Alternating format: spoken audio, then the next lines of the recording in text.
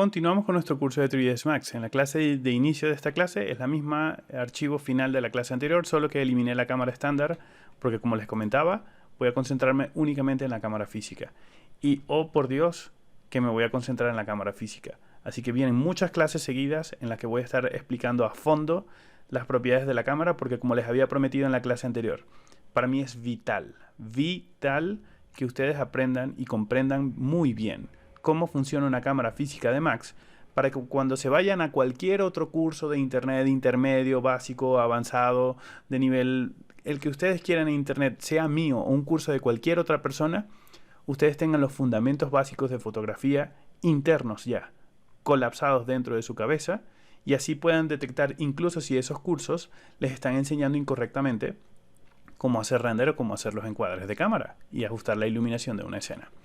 Entonces, he creado esta cámara en la clase anterior. Tiene un lente full frame de 35 milímetros. En la clase anterior expliqué cuáles son las diferencias del tamaño del lente, el sensor del tamaño, perdón, el tamaño del sensor, sorry. Y hablamos sobre las distancias focales, ¿ok? Ahora quiero que hagamos render, porque no hemos hecho render. Entonces voy a desplazar con la ruedita del mouse el encuadre por acá. Quiero hacer render. Recuerden que sin importar la vista en la que esté activa, cuando haga render siempre voy a hacer render de la vista de la cámara. Esto es porque ya he bloqueado la vista de la cámara acá en el render setup. Le he indicado que siempre haga render del cuadrante inferior derecho de mi viewport de trabajo. Le he puesto el candadito y como el cuadrante solamente me está indicando la vista de la cámara, pues siempre que haga render voy a hacer vista de la cámara, sin importar dónde esté ubicado. Así que está perfecto. Entonces nuevamente voy a hacer un render otra vez. Este es el render que obtengo utilizando el método Scanline. ¿Ok? Todavía no me he complicado un poco. Solo Scanline.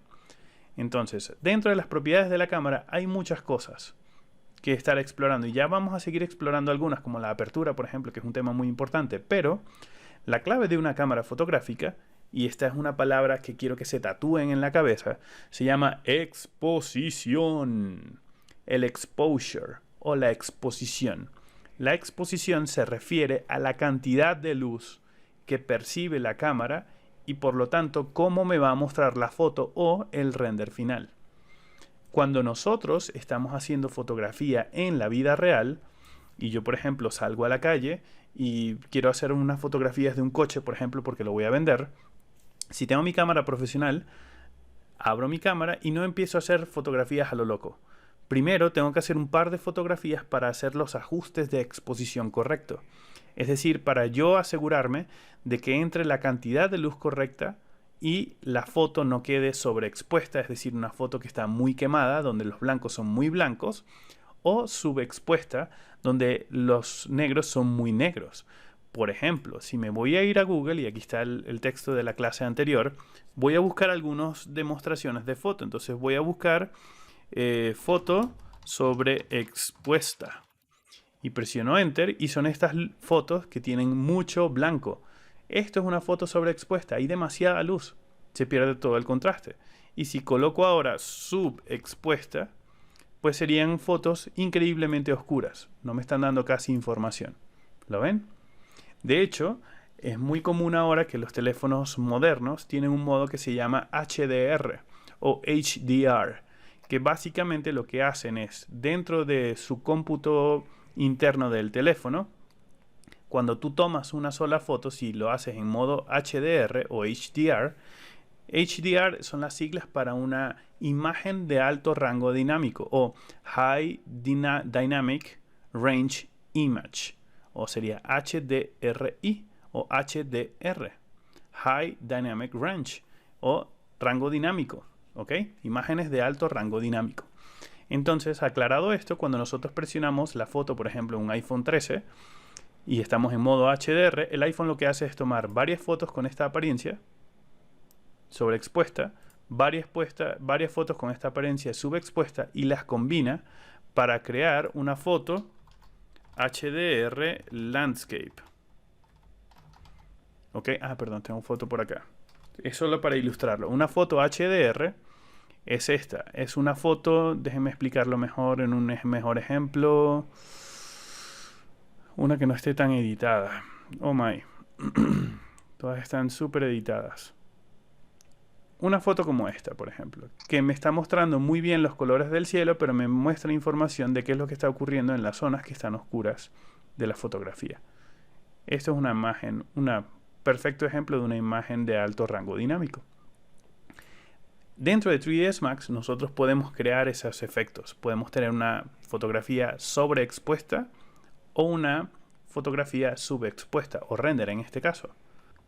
Y para eso, como les venía comentando, necesitamos controlar la exposición.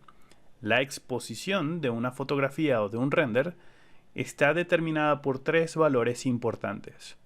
Uno sería el ISO de la cámara. 2 sería el shutter speed o la velocidad de obturación de la cámara. Y 3, la apertura del lente. Son tres factores distintos que les voy a estar explicando en extremo detalle a continuación. ¿Ok?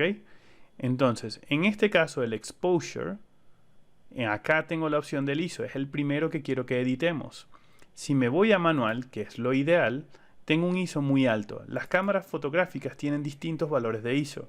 La mayoría de las cámaras fotográficas comienzan con un valor de ISO de 100 y pueden ir a diferentes valores. Pueden ir hasta 64.000, por ejemplo, o 128.000. Aquí hay una norma en fotografía. Cada valor de ISO, cada valor del shutter speed, se mueve en duplicados o en dobles o en mitades del valor. Es decir, si mi punto de inicio de un ISO es 100, el siguiente valor en una cámara fotográfica real sería 200, sería el doble. El siguiente valor no sería 300, es el doble de 200, por lo tanto sería 400. Para movernos en el ISO de una cámara fotográfica virtual, como la de 3ds Max, lo ideal es que tratemos en lo posible de restringirnos a las limitaciones que tengo cuando tengo una cámara física real. Entonces, si una cámara física real tiene un ISO de 100 y se mueve en dobles, pues de 100 paso a 200, luego a 400, luego a 800, luego a 1600, a 3200, a 6400 y así sucesivamente.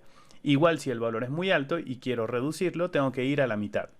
Siendo lo más común en las cámaras fotográficas que el mínimo de ISO es 100. Algunas cámaras fotográficas tienen ISOs prefabricados que puedes configurar y personalizar. Puedes tener un ISO de 50, que es menor al 100. Hay algunas cámaras que tienen esa opción. Y hay algunas cámaras que te permiten tener un ISO de 150 o 250. Realmente, correctamente a nivel fotográfico, no les aconsejo basarse en eso. Así que en el ISO, primera norma para ustedes, nos vamos a mover en dobles y el mínimo con el que siempre vamos a iniciar el render va a ser 100. En el momento que hago render ahora, mi imagen se ve oscura. Pero es claro, porque por defecto el render estaba saliendo con un ISO como de 5999, algo así. Entonces estaba saliendo con esta iluminación que era la que venía por defecto en Max. Cuando yo coloco 100 y me voy a un valor real de fotografía y presiono render, pues naturalmente no me va a quedar bien. Pero esto no quiere decir que esté mal la escena o que esté mal la cámara. Quiere decir que la intensidad de las luces que yo he colocado en la escena no es correcta, no son cercanas a la realidad. Y les voy a explicar por qué. Estos valores de estas luces básicas estándar de 3ds Max son valores muy bajitos. En la intensidad tiene 1, 2, 3. Fíjense que yo apenas los había ajustado. Pero ahora si yo coloco un valor de 30, por ejemplo, y hago mi primer render, empiezo a detectar un poco más de información, de luz. En esta luz, que sería la secundaria, tiene un valor de 30 también, así que mi luz primaria, que sería esta direct, podría darle un valor de intensidad incluso un poco más fuerte, vamos a darle 50. Así, cuando yo hago render, en este caso lo que hice fue minimizar, así cuando hago render, empiezo a tener un poco más de información, o sea, este es como un buen punto de inicio. Esto no quiere decir que yo cada vez que haga un ajuste de la cámara, tengo que estar moviendo la intensidad de las luces.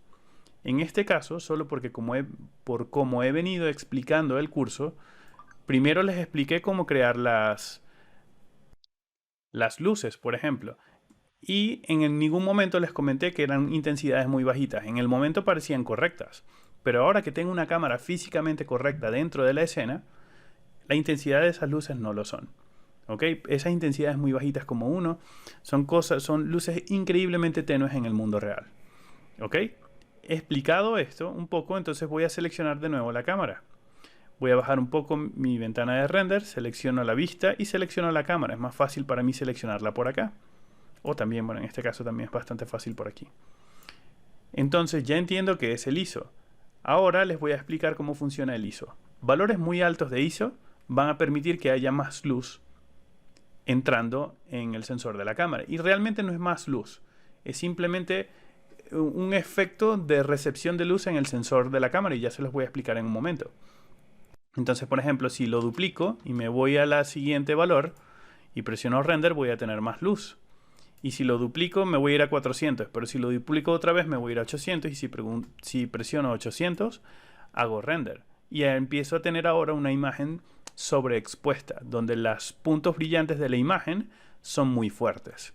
Estos son conceptos de fotografía reales, de la vida real, que a mí me costó, les voy a ser sincero, un poco entenderlos, porque yo siempre decía que yo era fotógrafo, pero mentira, me costó mucho, hasta que vi un muy buen curso de fotografía que me ayudó muchísimo y pude mejorar no solamente mi trabajo de fotografía física real, sino que me ayudó a mejorar muchísimo mis renders.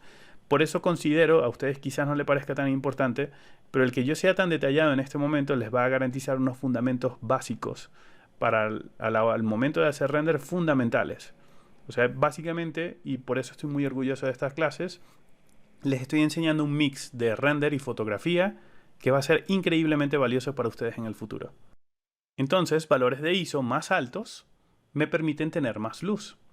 Pero aquí tenemos un problema. En la vida real, si yo utilizo mi cámara Canon normal y salgo a la calle y, por ejemplo, son las 8 de la noche, toda la ciudad está muy oscura. Y si entro, por ejemplo, al garaje de mi casa y hago una fotografía, se va a ver muy oscura, ¿cierto? Porque es de noche y es el garaje. Entonces, cuando hago esa primera foto para ver cuál es el valor de exposición y cómo están quedando las fotos que quiero hacer del garaje, y me doy cuenta que está muy oscura, lo natural es que yo suba el ISO. Entonces, perfecto, subo el ISO a 200, a 800, incluso a 1600, a 3200, o lo puedo llevar incluso a 6400. Y cuando fotografío ese garaje, en este caso aquí se ve súper sobreexpuesto, el garaje empieza a verse mejor. Empiezo a notar qué es lo que está dentro del garaje, pero con la salvedad de que empiezo a tener más ruido en la imagen. En una cámara real física, del mundo real, mientras más alto sea el ISO, yo voy a poder ver más información sobre las zonas oscuras de una imagen. Cada vez voy a poder ver más sobre ellas. Por ejemplo, si yo coloco aquí un ISO de 128.000, por ejemplo, y hago render, voy a poder ver más sobre las zonas oscuras de la imagen, ¿cierto?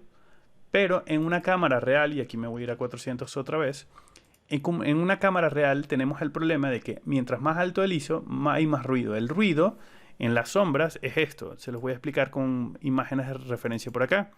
Noise, dark, photo. El noise es este ruido que ocurre en algunas fotografías. Bueno, en este caso es fotografía del espacio. Déjenme buscar una buena referencia.